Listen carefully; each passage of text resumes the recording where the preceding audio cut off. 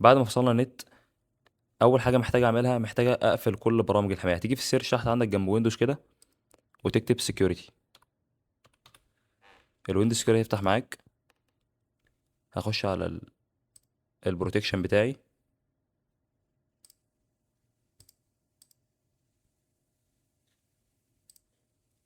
طبعا محتاج اقفل كل برامج الحمايه الاول اللي عندي.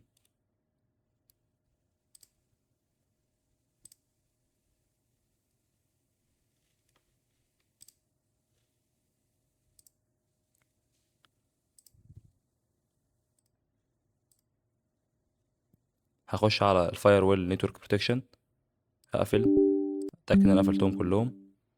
ارجع تاني خطوه، بروفايد نتورك، اتاكد انك قفلت ده برضو. ارجع تاني خطوه، اتاكد انك قفلت كل دول. مفيش علامه العلامه الصح الخضراء، اتاكد انها بقت كلها علامه حمراء كده اكس. متقلقش من كل الحوار ده، طبعا هنرجع ده كله تاني عادي. عايزين نتاكد بس ان السكيورتي مقفوله. طبعا الفيرس بروتكشن ده محتاجين نقفل الابليكيشن ده. سيتنج، ويب بروتكشن، ده اسمه ار اي في نيفي بروتكشن، ماشي.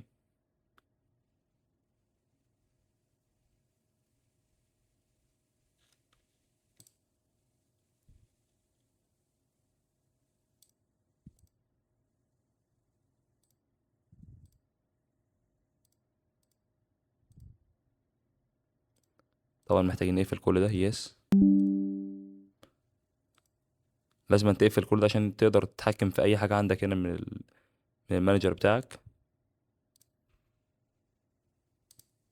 برضه مازال لسه في حاجات ما اتقفلتش. سكان، اقفل انيبل سكان، ماشي.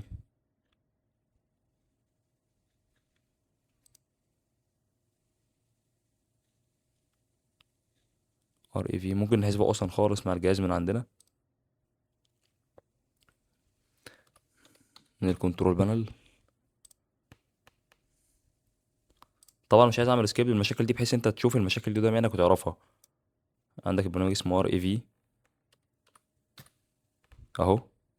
هبدا اعمله على انستول، مش عايزه اصلا خالص عندي على الجهاز عشان اقدر افصل كل برامج الحمايه عندي. انا انستول طبعا، انا انستول، بيبدا يتمسح عندي اهو.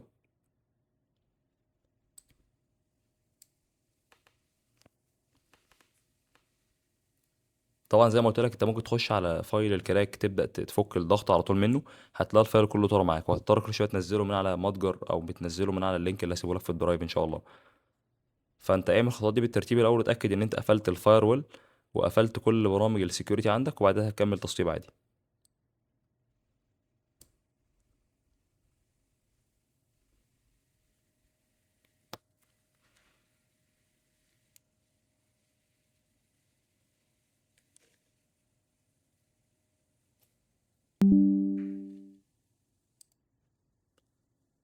هخلص تحميل الجزء ده وارجع لك تاني ان شاء الله على طول. طبعا رجعنا تاني بعد ما اخلص، هعمل اكزit منه خلاص.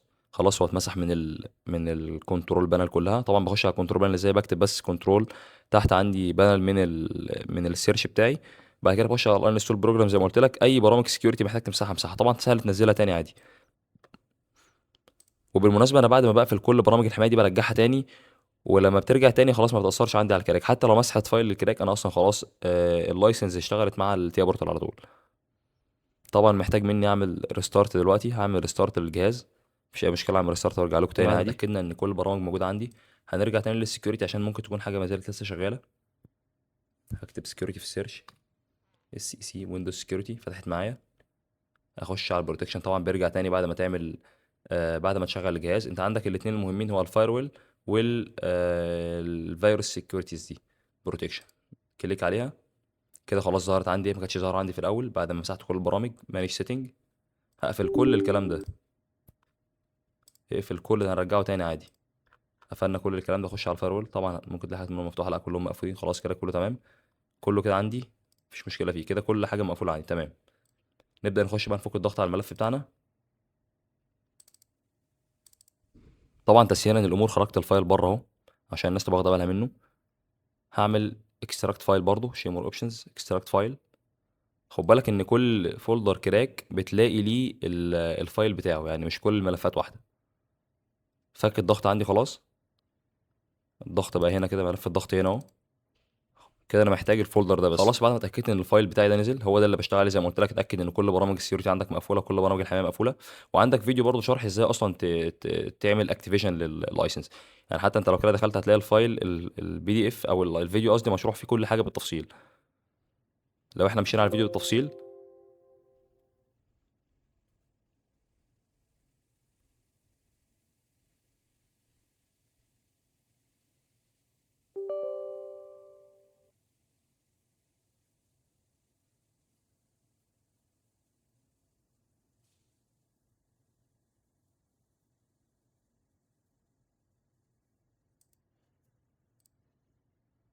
هترن از ادمنستريتورز. طبعا انت بالنسبه لك شغال على فيرجن 21، فانت هتشتغل على كل حاجه فيها فيرجن 21.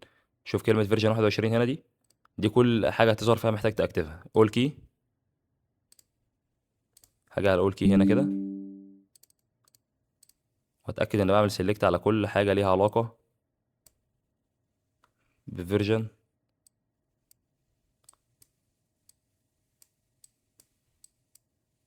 21.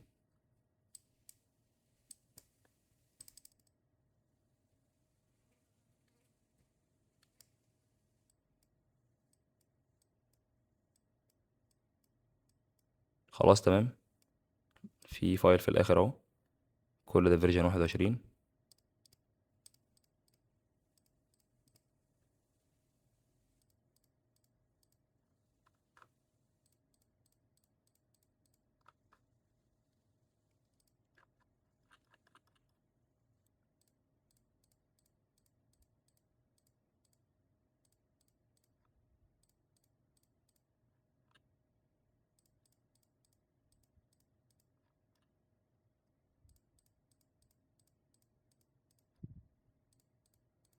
طبعا بتفعل الاكتيفيشن بتاعه مره واحده بس، اللايسنس او الكراك ده، بعد كده بترجعلوش تاني خالص يعني.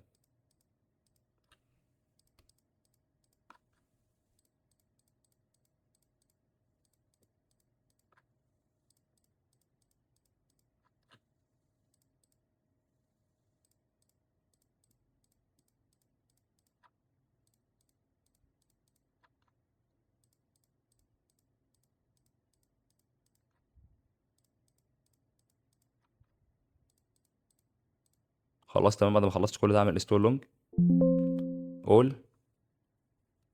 كده كل ده اوكي عندي. هخش بقى على required key. نفس فكره الفيديو بالظبط. هعمل سيلكت اول من الخانه الاولانيه دي، سيلكت اول عليهم كلهم، انستول لونج، سيلكت عليهم كلهم، انستول شورت. بعد كده خلاص محتاج اروح افعل الاكتيفيشن بتاعي بس.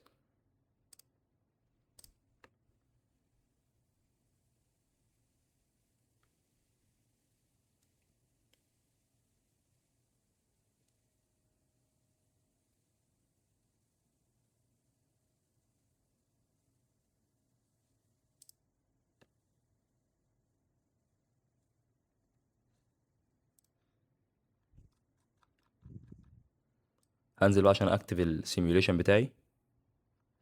هتلاقي في فايل هنا اسمه بي ال سي سيم، ده السيميوليشن اهو. طبعا انت محتاج السيميوليشن الفيرجن كام؟ فيرجن 21.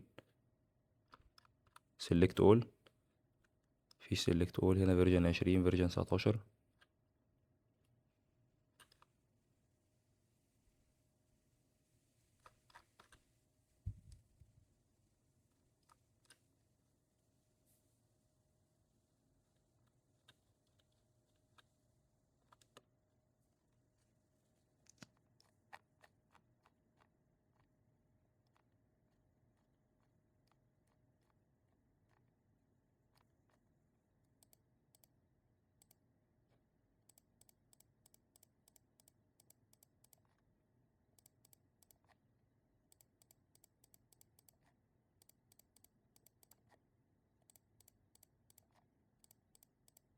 طبعا كل حاجه كانت تخص فيرجن 21 بتعلم عليها. انستول لونج اوكي.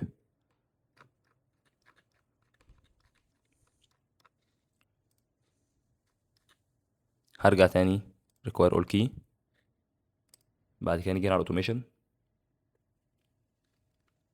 تيجي على بارتيشن السي، هتعمل بس ابديت للفايل اللي جوه ده.